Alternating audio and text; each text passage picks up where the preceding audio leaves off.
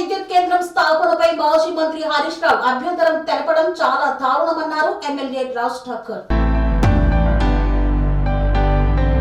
రామగుండం నియోజకవర్గంలో ఎమ్మెల్యే దంపతులకు గజమాలతో ఘన సన్మానం చేసిన కాంగ్రెస్ పార్టీ నాయకులు మరియు ప్రజలు.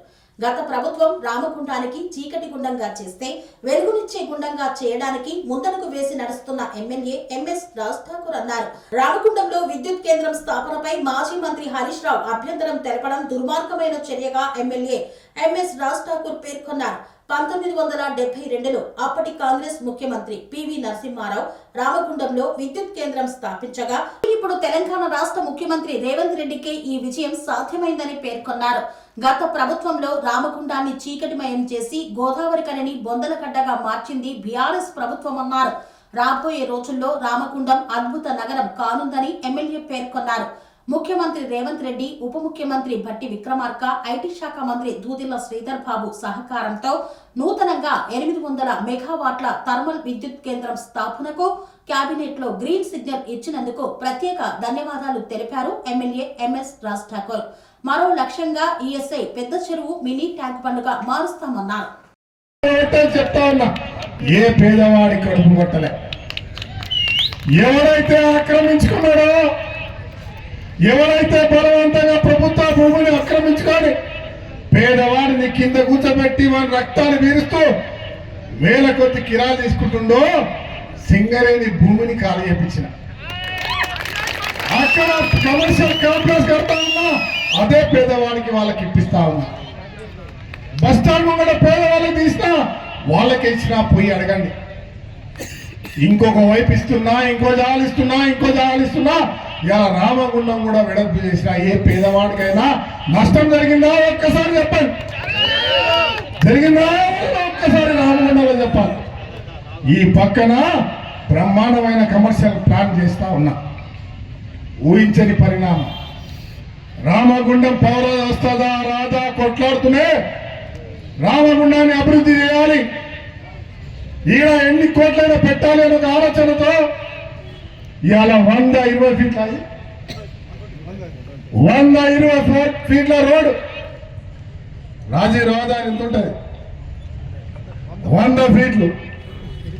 ఇది రామగుండంలో ఒక ఆయన మాట్లాడు, ఈ ఊర్లో పీనుగులు ఇక్కడ రోడ్ ఎందుకని.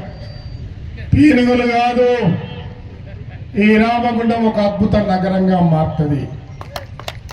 ఈ రామగుండం పూర్వంలాగా వచ్చి ఈ రామగుండం చూసి రావాలి, ఇక్కడ కట్టే అద్భుతాలు చూడాలని, మళ్ళీ పూర్వవైభవం రావాలని. ఇలా ఈ రామగుండం వాస్తవ్యుడు ఈ గోదావరి కని నగరాన్ని, రామగుండాన్ని, ఐటీ లేని కాలనీ వరకు చుట్టుపక్కల ఉన్న ప్రతి పల్లె కూడా ఇతర ప్రాంతాలకి ఆదర్శంగా ఉండే విధంగా ఇవాళ 100 కోట్ల రూపాయలతో అభివృద్ధి చేస్తా ఉన్నాం.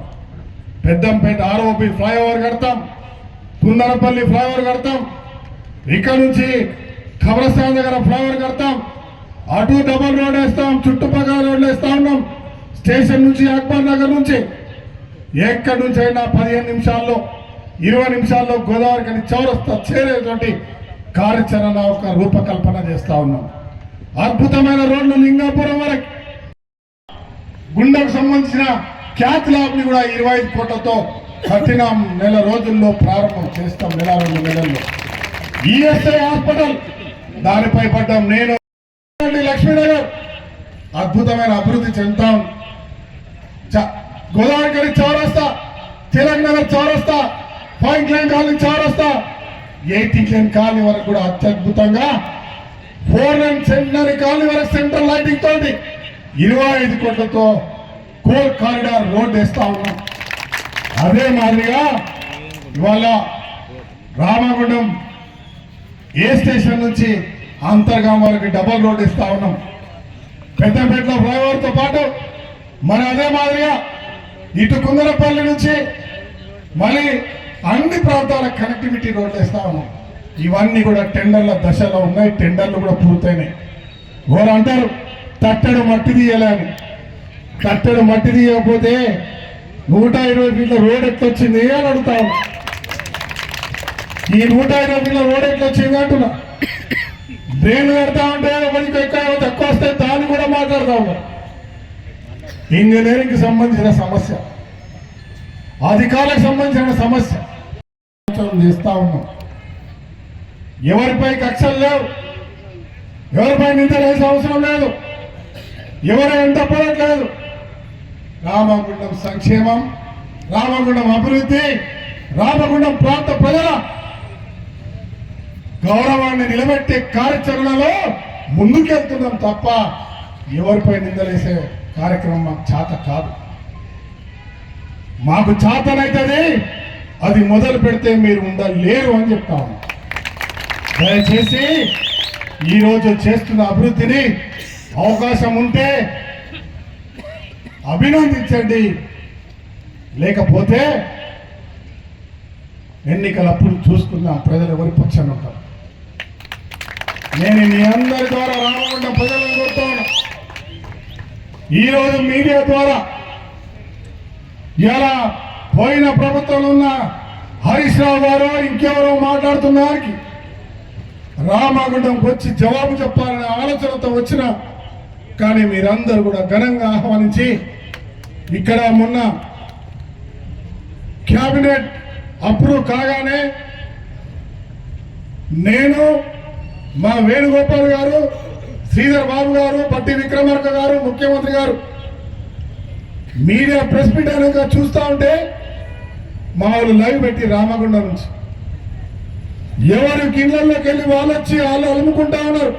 దసరా పండగ, రంజాన్ పండగ, క్రిస్మస్ పండగ ఇప్పుడే వచ్చింది రామగుండానికి, మళ్ళీ ప్రాణం వచ్చింది, చీకటి పడ్డ రామగుండానికి వెలుగుని వచ్చింది అని చెప్పి చాలా గర్వంగా మీరందరూ కూడా ఆ రోజు చూస్తూ ఉంటే మన ప్రాంతంలో రామగుండం, గోదావరి ప్రాంతాల్లో జరుగుతున్న సంబరాలు పాల్వంచలో, కొత్తగూడెంలో, బెల్లంపల్లిలో, మంచిర్యాలలో, ఎక్కడెక్కడైతే భూపాలపల్లిలో ఇవాళ బొగ్గు గని ప్రాంతాల్లో ఉన్నటువంటి దాదాపుగా ఒక 40 అసెంబ్లీ నియోజకవర్గాలకు సంబంధం ఉన్న ఈ ప్రాంత ప్రజల యొక్క చదువుకున్న వాళ్ళ ఆనందం, ప్రజల ఆనందం చూస్తూ ఉంటూ ఇది తెలంగాణ ప్రజల్లో ఇది కావాలి అని గట్టిగా ఉన్న కోరికను ఇవాళ మీరు నెరవేర్చినారు, మీకు ధన్యవాదాలు చెప్పినప్పుడు వారు అలా చూసి ఆనందపడ్డారు.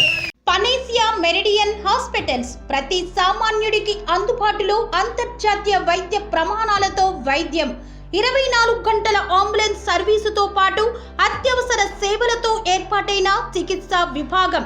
మా దగ్గర గుండె సంబంధిత, మూత్రపిండ, కాలేయ, కంటి జబ్బులకు, మోకాళ్ల శస్త్ర చికిత్సతో పాటు కోవిడ్-19, బ్లాక్ ఫంగస్ వంటి వైరస్లకు, అన్ని రకాల ఆరోగ్య సమస్యలకు నమ్మకమైన అత్యాధునిక వైద్య చికిత్సను అందిస్తున్న హాస్పిటల్ పనేసియా మెరిడియన్ హాస్పిటల్స్. మీ ఆరోగ్య సమస్య ఏదైనా ఇప్పుడు పరిష్కారం సాధ్యం. సంపూర్ణ ఆరోగ్యం కోసం సంప్రదించండి panacea meridian hospitals, opposite Beeramguda కమాన్, RC Puram, Sangareddy district, pin code 502032. సంప్రదించాల్సిన ఫోన్ నెంబర్ 0845524177 మరియు 7893757770.